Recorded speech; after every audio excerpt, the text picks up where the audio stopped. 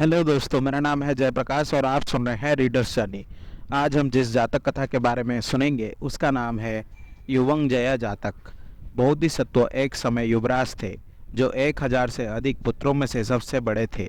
एक दिन सुबह सुबह जब वो अपने रथ पर सवार होकर शाही उद्यान की ओर जा रहा था तो उसने देखा कि पानी के बूंद घासों के पत्ते, मकड़ी के जाले और अन्य चीज़ों से मोतियों की तरह लटक रही है।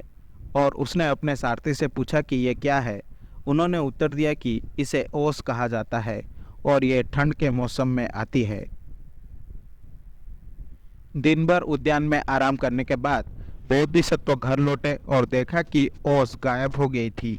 उसने फिर से अपने सारथी से इसके बारे में पूछा और पता चला कि जैसे ही सूरज आकाश में ऊपर उठता है ओस की बूंद बाष्पीभूत हो जाती है। इससे बोधिसत्व व्यथित हो गए क्योंकि उन्हें एहसास हुआ कि जीवन ओस की बूंद की तरह अनित्य है।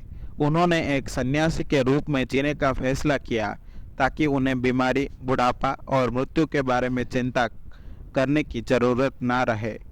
महल में वापस आकर उसने अपने माता पिता से दुनिया त्यागने की अनुमति मांगी।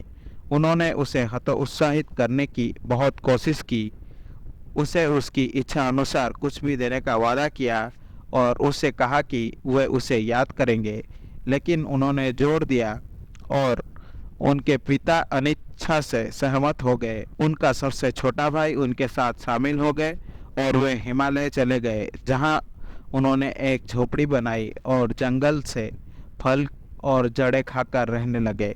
ये कहानी बुद्ध के जीवन काल में।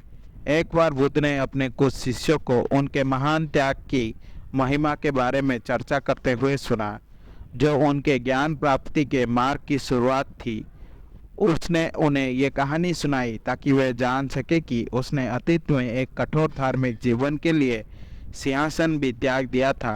जो भाई उनके साथ शामिल हुआ वो आनंद का पूर्व जन्म था, जो बुद्ध के शीर्ष शिष्यों में से एक का था और राजा और रानी बुद्ध के माता पिता के पूर्व जन्म थे। आशा करता हूँ कि आपको ये जातक कथा अच्छी लगी होगी। अगर आपको मेरी वीडियो पसंद आई तो इसे लाइक करें और शेयर करें और ऐसे वीडियोस देखने के लिए मेरे चैनल को सब्सक्राइब करें।